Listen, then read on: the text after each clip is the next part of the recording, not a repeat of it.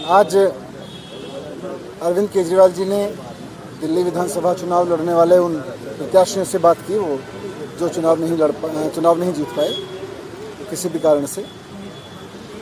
उन्होंने उनका हौसला बढ़ाया और सब लोगों ने बहुत अच्छे से चुनाव लड़ा। एक ऐसे समय में जब पूरी की पूरी मशीनरी, पैसा, शराब, इस सब का खुला खेल चल रहा था, इसके दुरुपयोग का खुला खेल चल रहा था, चुनाव आयोग के नियमों की, चुनाव आचार संहिता की खुलेआम धज्जियां उड़ाई जा रही थी।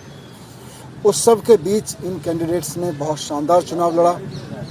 ये अपने आप में एक बहुत बड़ा काम था जिसको सब लोगों ने मिलकर लड़ा, कार्यकर्ताओं ने मिलकर लड़ा।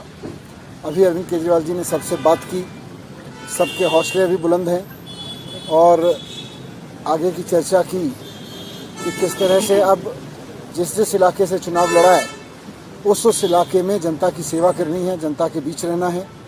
और वहाँ से जो बीजेपी के लोग जीते हैं वो भले ही लोगों के लिए काम करें ना करें, लेकिन उन्हें, हमारे कैंडिडेट्स को उनके बीच रहना है, जनता की सेवा करनी है।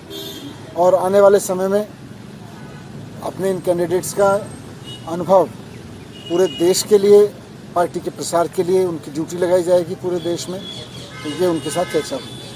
सर, समीक्षा भी हुई क्या, जैसे इन सीटों पे क्या बड़े फैक्टर्स रहे जिसकी वजह से रिजल्ट्स इस तरह से अनएक्सपेक्टेड रहा आप लोगों के लिए? देखिए, समीक्षा तो होती रहेगी, साथ साथ चलती रहेगी, बहुत सारे फैक्टर्स रहेंगे, लेकिन जैसा मैंने कहा कि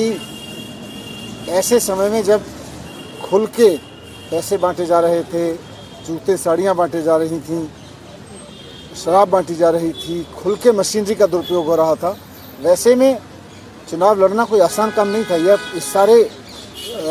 तंत्र ने इस चुनाव को जिस तरह का बना दिया था, उस सब के बीच में सब लोगों ने बहुत अच्छा चुनाव लड़ा और जो भी कारण रहे लेकिन सक्सेसफुल नहीं हुए। लेकिन अब सभी लोगों को अरविंद केजरीवाल जी ने कहा है कि जो लोग हारे हैं वो भी अपने अपने क्षेत्रों में जनता के बीच रहेंगे, जनता के मुद्दे उठाएंगे, जनता की सेवा करेंगे और जैसे भी मन पड़ेगा, उनको भी इतने सारे लोगों ने सपोर्ट किया है, हजारों लाखों लोगों ने सपोर्ट किया है, जैसे भी बन पड़ेगा जनता की सेवा करेंगे और देश भर में पार्टी के लिए काम। क्या कांग्रेस ने